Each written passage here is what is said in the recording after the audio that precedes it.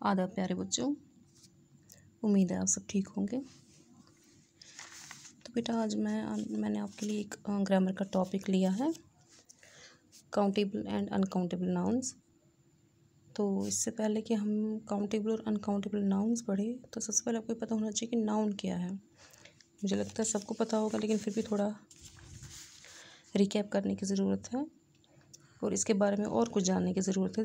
उसके बाद हम फिर काउंटेबल और अनकाउंटेबल देखेंगे। तो सबसे पहले नाउन क्या होता है। नाउन जो है वो नाम होता है, नेम गिवन टू एनीथिंग। किसी चीज़ को जो नाम दिया जाता है, चाहे वो लिविंग हो, जानदार हो या बेजान हो, टेंजिबल हो या इनटेंजिबल, यानी जिसको हम छू सकते हैं और जिसको हम छू नहीं सकते हैं, सिंगल हो और कलेक्टिव, एक हो या एक से ज़्यादा हो। So in simple language what we always say, तो हमेशा हम क्या कहते हैं, noun is the name of person, place और ए थिंग। एग्जाम्पल यहाँ दी है, बॉय पर्सन है, कुनन जो है प्लेस है, बुक जो है वो थिंग है। उसके बाद काइंड्स ऑफ नाउन्स आए। इसमें सबसे पहला काइंड है कॉमन नाउन, वो नाम जो सबको दिया जाता है। जो कॉमन नाम होता है, जैसे किसी एक पर्टिकुलर जो स्पीशी होती है या ग्रुप होता है उसको दिया जाता है। जैसे मैन है, हर एक जो भी फीमेल जो आदमी है उनको मैन कहते हैं। सिटी शहर, बुक किताब, डे जो है वो दिन। प्रॉपर नाउन्स कोई ख़ास नाम, जैसे रशीद, मुंबई, संडे एट्सेट्रा। उसके बाद कलेक्टिव नाउन्स ग्रुप को दिया जाता है, जैसे class, group of students, army, group of soldiers, heard, group of cattle. Material noun में गोल्ड, आयरन, मिल्क, सिल्क, यानी जिनका कुछ हम बनाते हैं। गोल्ड का भी बनते हैं ऑर्नामेंट्स, आयरन की भी चीज़ें बनती हैं, मिल्क का भी बनता है और सिल्क का भी बनता है। एब्स्ट्रैक्ट नाउन्स वो होते हैं जो हम महसूस कर सकते हैं, देख नहीं पाते हैं, जैसे ऑनेस्टी, हेल्थ, यूथ एट्सेट्रा। उसके बाद इसके जेंडर्स हैं, जेंडर्स ऑफ नाउन 4 काइंड्स के जेंडर्स हैं। जैसे मैस्कुलाइन जो मेल्स के लिए लगाया जाता है, जैसे बॉय, फादर, रहीम। फेमिनाइन जेंडर जो है वो फीमेल्स के लिए आता है, जैसे गर्ल, मदर, रशीदा एट्सेट्रा। फिर कॉमन जेंडर आया जो दोनों के लिए लगता है, मेल के लिए भी और फीमेल के लिए भी, जैसे parents, students, baby, sheep, doctor etcetera.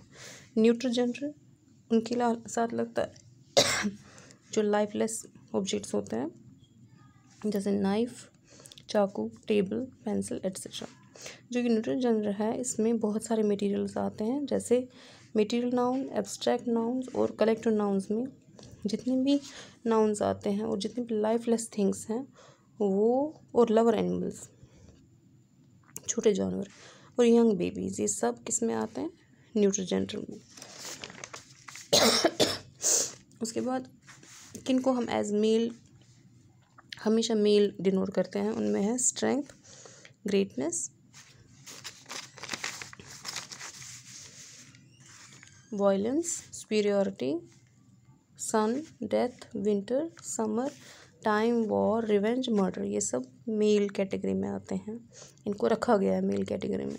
इस तरह फीमेल कैटेगरी में किसको रखा गया है, tenderness, weakness, beauty, gentleness, moon, earth, spring, virtue, nature, peace, charity, train, ship, aeroplane etcetera, ये सब फीमेल में आते हैं। इनके साथ जो है फीमेल प्रोनाउंस आते हैं।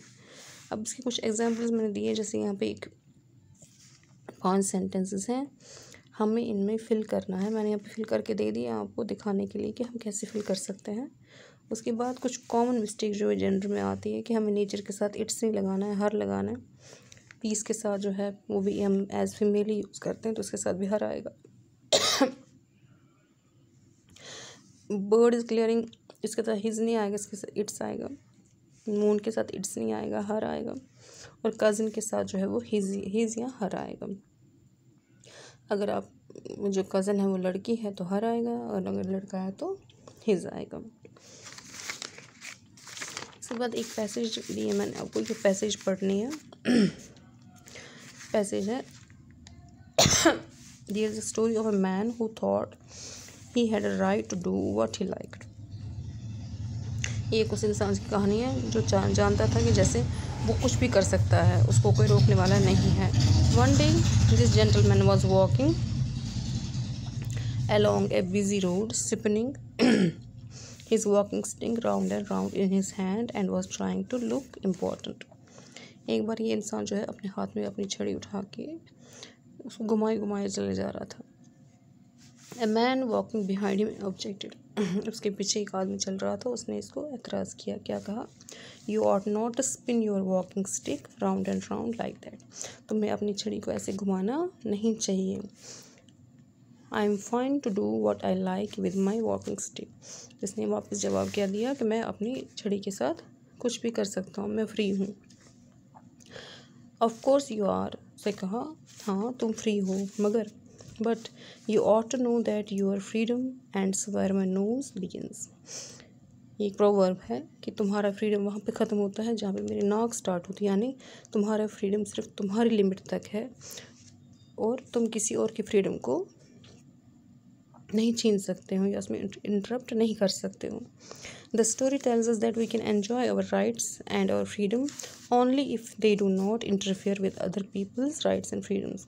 इससे ये पता चलता है कि हमें अपने राइट्स को एंजॉय करना उसके लिए हम पूरे आज़ाद हैं, लेकिन हमें किसी और के राइट्स एंड फ्रीडम्स में दखल अंदाजी नहीं करनी चाहिए या उनमें कोई इंटरप्शन नहीं लाना चाहिए. अब इसमें कुछ 5 क्वेश्चन दिए हुए मैंने, इनको देख लीजिएगा, इनको खुद करने की कोशिश कीजिएगा, ट्राई कीजिएगा.